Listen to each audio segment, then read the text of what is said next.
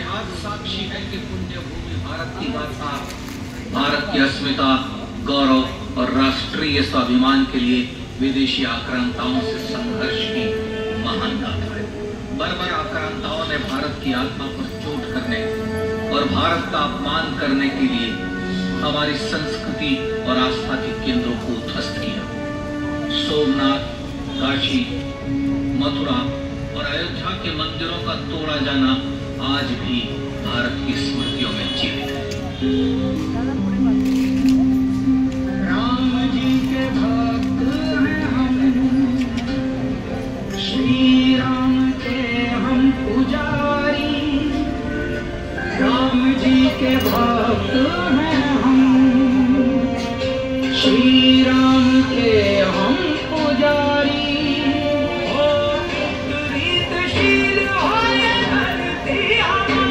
1528 में अयोध्या में भगवान श्री राम के मंदिर का मुगल आक्रांता बाबर द्वारा तोड़ा जाना ऐसी ही एक अक्षम्य घटना थी जिसने सीधे भारत के सम्मान और आत्मा पर चोट की। कारण के रोम रोम में राम बसते हैं, वह भारत यह अपमान कैसे सहता। राम मंदिर पर आक्रमण भारत को आहत कर गया था, विदेशी हमलावर करता रहा। भारत रामलला के जन्म स्थान पर बाबर के नाम पर बने एक ढांचे को देखता और उसे हटाने का संकल्प लेकर शक्ति संजोया करता। हिंदू समाज आत्मसम्मान के रण में डटा रहा और लगातार हमलावरों द्वारा बनाए गए बाबरी ढांचे को हटाने के लिए लड़ता रहा। सरयू कई बार रक्त से लाल हुई। कभी स्थानीय शासकों ने तो कभी साधु संतों और राम भक्तों ने राम जन्मभूमि की मुक्ति के लिए अपने प्राणों की आहुति दी। 74 बार युद्ध हुए, हम कुछ मोर्चे हारे, पर रण जीतने का संकल्प कभी कम नहीं हुआ। हिंदू समाज तलवारों से रक्त रंजित हुआ और उसने हार नहीं मानी। उसका संकल्प 15 अगस्त 1947 को देश की आजादी के साथ सैकड़ों सालों से चले आ रहे इस संघर्ष में नई ऊर्जा और एक नया मोड़ है। अचानक 23 दिसंबर 1949 को बाबरी ढांचे में श्री राम लला प्रकट हुए। हजारों राम भक्त दर्शन के लिए उमड़ पड़े। तत्कालीन प्रधानमंत्री पंडित जवाहरलाल नेहरू ने उत्तर प्रदेश सरकार को श्री राम लला को विवादित ढांचे से हटाने का आदेश दिया।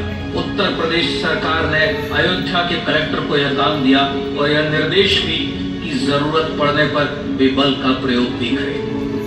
अयोध्या के कलेक्टर ने सरकार को उत्तर दिया कि यह नरसंहार के बिना संभव नहीं है और फिर भी वह ऐसा चाहती है तो किसी दूसरे कलेक्टर से यह काम करवा ले। परिणाम स्वरूप राम लला की मूर्ति वहीं विराजमान रही।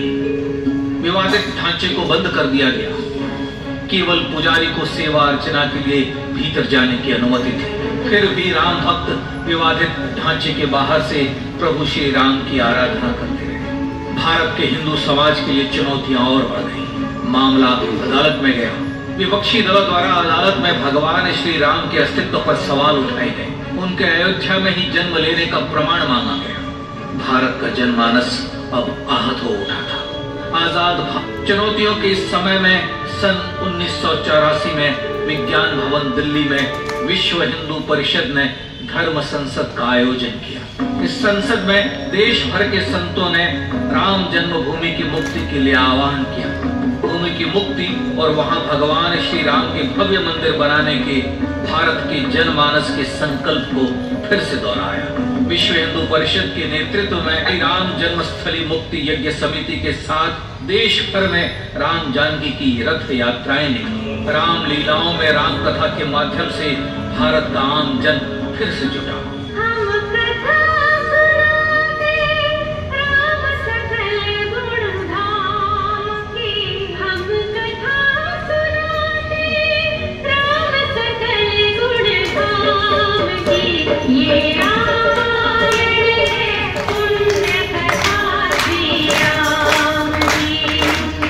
देशवासियों से अयोध्या में जन्मभूमि पर मंदिर निर्माण के लिए 30 अक्टूबर और 1 नवंबर 1990 को कार सेवा का आह्वान किया। परिणाम स्वरूप लाखों राम भक्त कार सेवा के लिए देश के कोने कोने से अयोध्या आए। इससे देश की एकात्मता का विराट दर्शन हुआ। कार सेवकों को रोकने के लिए उत्तर प्रदेश के तत्कालीन मुख्यमंत्री श्री मुलायम सिंह यादव ने अयोध्या में परिंदे को भी पर न मारने देने की घोषणा की। स्थितियां गंभीर हो गई। अयोध्या से 200 किलोमीटर दूर रेलगाड़ियां रोक दी गई। अयोध्या युद्ध भूमि बना दी गई। मार्ग बंद, रेल बंद, चप्पे चप्पे पर पुलिस। अयोध्या सैनिक छावनी में बदल गई। राम नाम पर ऐसी पाबंदी कि अर्थी ले जा रहे लोगों तक को रोका गया, क्योंकि वे राम नाम सत्य कह रहे थे। लेकिन सैकड़ों किलोमीटर की यात्रा कर कार सेवक अयोध्या पहुंचने लगे। राम के गीत गाते, होठों पर हंसी और पांव में छाले लिए राम काज के लिए राम भक्त देश विदेश से अयोध्या पहुंचे। कार सेवक शहीद।